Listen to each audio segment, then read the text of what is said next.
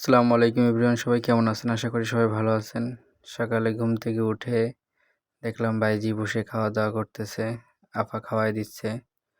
তারপরে বের হলাম মাঠের দিকে, দেখি মাঠের দিকে কেউ আছে নাকি। সকালে এখনও খাওয়া দাওয়া করিনি, ভাবছি দরগায় যাব। আমার এক চাচির কবর, অল্প কয়েকদিন আগে মারা গেছে।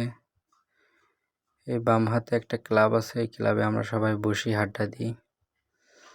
আর এই সামনে এখানে একটা কলেজ হবে, আর সামনে একটা দোকান। ফুটবল বিশ্বকাপ এইখানে বসে দেখছি, কিন্তু আপাতত দুঃখের বিষয় বলতে কষ্ট হয়, কিন্তু এই দোকানটা কেউ চালায় না। মাঠে আসলাম, দেখি কেউ আছে নাকি মাঠে। না, মাঠে কেউ নাই। এখন তাহলে দরগার দিকে চলে যাব, যে খাওয়া দাওয়া করে আসি। সাইকেল নিয়ে বের হয়ে গেলাম দরগার দিকে যাওয়ার জন্য।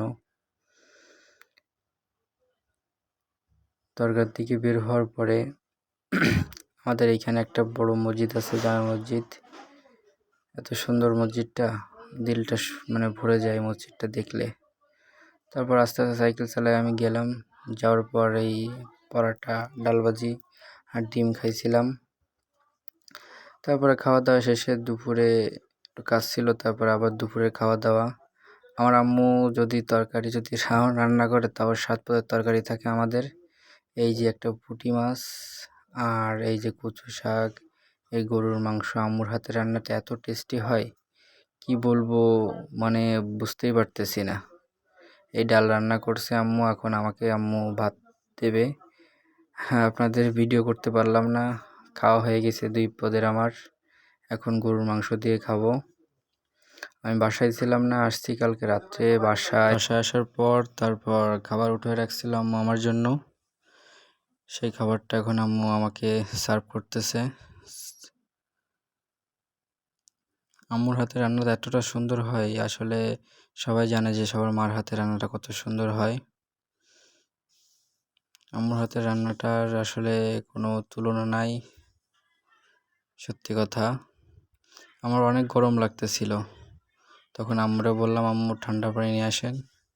আম্মু ঠান্ডা পানি নিয়ে আসলো। আম্মু আমার অনেক কথা শোনে, সব সময় যেটা বলি সেটাই শোনে।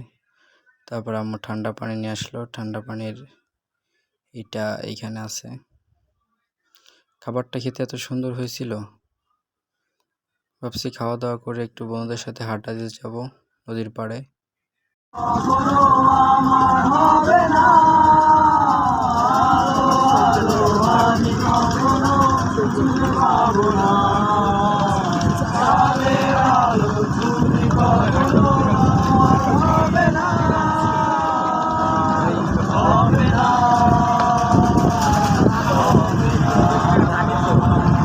বন্ধুদের সাথে হাঁটার পর রাত্রে খাবার খাইতে আসলাম।